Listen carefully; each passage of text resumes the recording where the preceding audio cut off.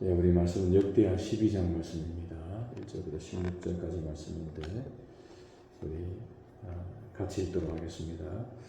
로보암의 나라가 견고하고 세력이 강해지매 그가 여호와의 법을 버리니 온 이스라엘이 본받은지라.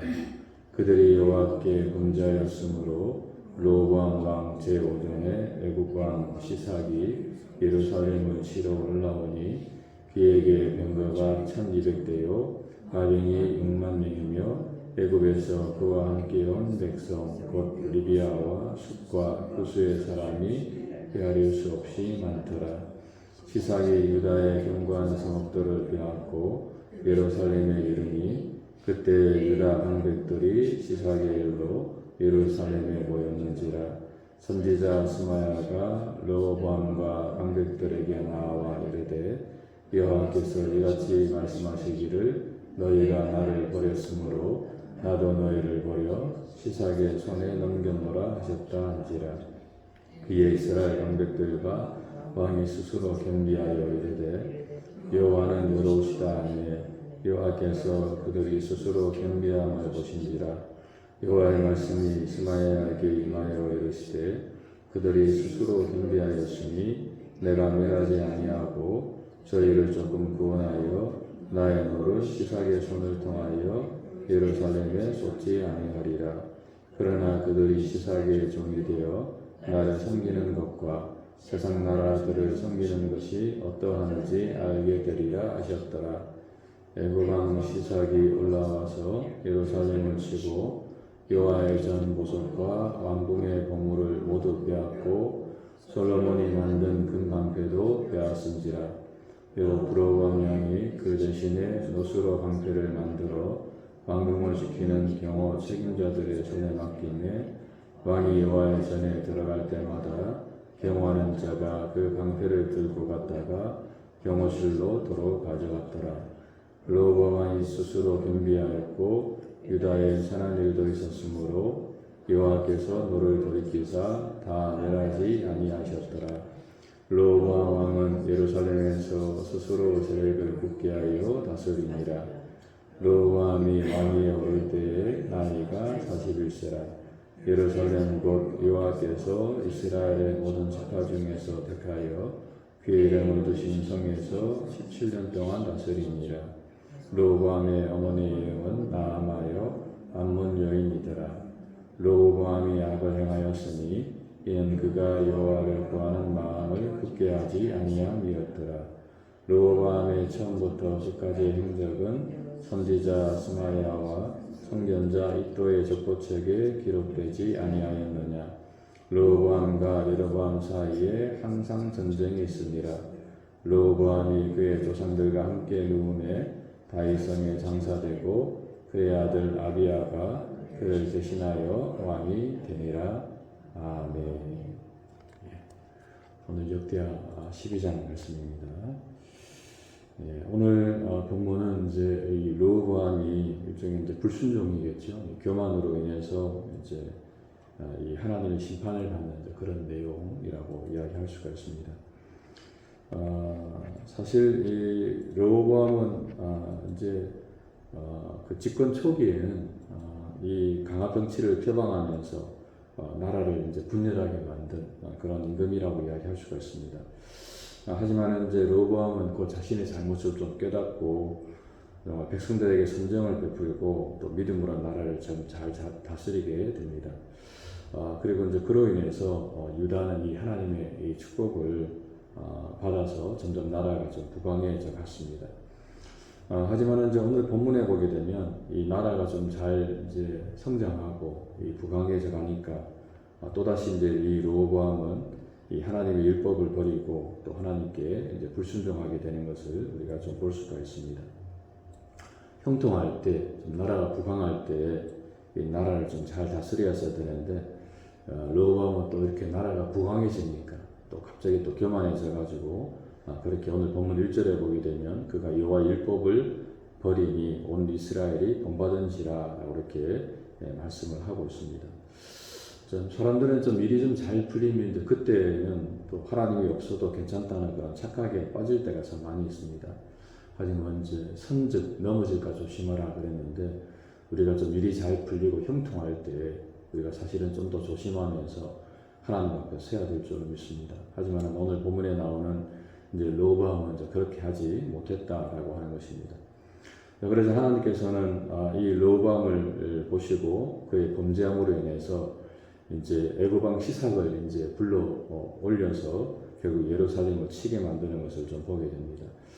애굽 왕 시삭에게는 이제 병거가 1,200대고 또 마병이 6만 명이고 애굽에서 그와 함께 온 백성 리비아와 숫과 구스 사람이 헤아릴 수 없이 많더라라고 이렇게 이야기하고 있습니다. 또한 이제 4절에서 이 시삭이 유다의 견고한 상업들을 빼앗고 예루살렘에 이르렀다라고 이렇게 이야기하고 있습니다. 사실은 이 로보암이 이제 그 앞전에 이 유다를 좀 통치하면서 상업들도 견고하게 좀 잘 지었습니다만 하지만 그가 범죄함으로 인해서 결국에 그 모든 성읍들이 다 이렇게 시삭에게 빼앗기게 되었다라고 이렇게 말씀을 하고 있습니다.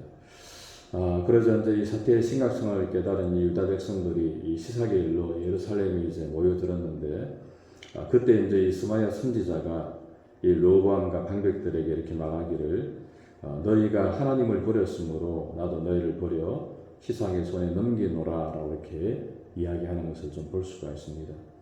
그 말을 듣고 그리고 이제 이스라엘 백성들이 이제 다시금 겸비하여 또 하나님 앞에 회개합니다만 하지만 오늘 본문에 보게 되면 하나님께서는 결국에 그들이 행한 그 죄에 대한 이 대가를 치르게 하는 것을 볼 수가 있습니다. 비록 그들이 이제 하나님 앞에 회개하면서 그들의 잘못을 그렇게 뉘우쳤지만은 하지만 하나님께서는 그 자신들이 그 이스라엘 백성들이 잘못한 것에 대한 분명한 대가를 좀 치르게 하시는 것을 오늘 본문은 우리에게 말씀을 하고 있습니다. 그래서 이제 9절에 보게 되면 이 애굽 왕 시삭이 올라와서 이 예루살렘을 치고 또 여호와의 전 보물과 왕궁의 보물들 모두 빼앗고 솔로몬이 만든 특별히 이제 금 방패도 빼앗았다라고 이렇게 이야기를 좀 하고 있습니다.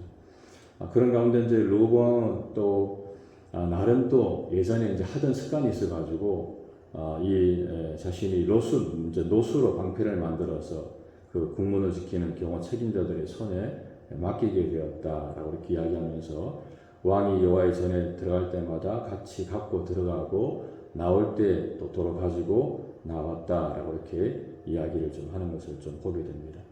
나름 좀 어떻게 보면 좀 약간 좀 비참할 수도 있습니다. 한때는 이제 그 솔로몬 왕이 만든 그 금 방패를 가지고 하나님의 전에 왔다 갔다 했는데 이제 그 모든 것들을 다 빼앗겨 버리고 이제 노수로 만들어 가지고 이제 그렇게 흉내라도 내는 이 로보암 왕의 모습을 볼 때에 참 안타까운 마음도 듭니다만은 하지만 이렇게 하나님 앞에 불순종하고 하나님 앞에 범죄하게 되면 이제 이런 이런 꼴을 당하게 됨을 오늘 본문은 우리에게 분명히 말씀하고 있는 것을 좀 볼 수가 있습니다.